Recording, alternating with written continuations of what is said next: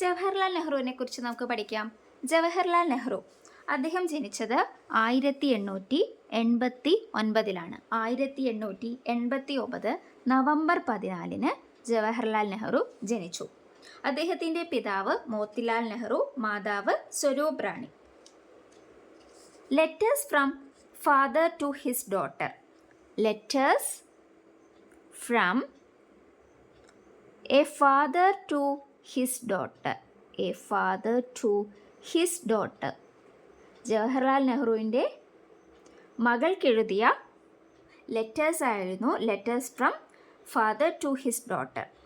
Letters from a father to his daughter എന്ന ഗ്രന്ഥം മലയാളത്തിലേക്ക് തർജ്ജമ ചെയ്തത് ആരാണ്? അമ്പാടി ഇക്കാവമ്മ.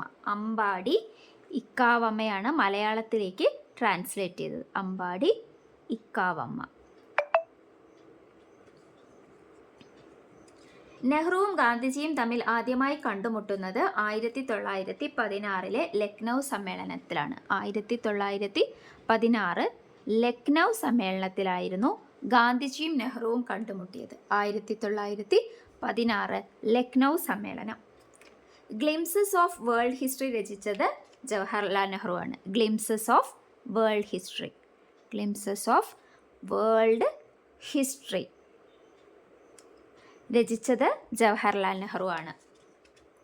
ഋതുരാജൻ എന്ന് നെഹ്റുവിനെ വിശേഷിപ്പിച്ചത് ആരാണ്? ഋതുരാജൻ എന്ന് വിശേഷിപ്പിച്ചത് ടാഗോർ ആണ്. ടാഗോർ.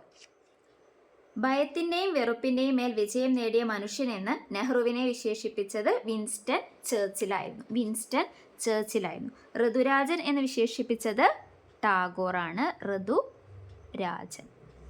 ഓക്കെ. നെഹ്റു പുരസ്കാരം ആദ്യമായി ലഭിച്ച വനിത മദർ തെരേസയാണ്. Mother Teresa.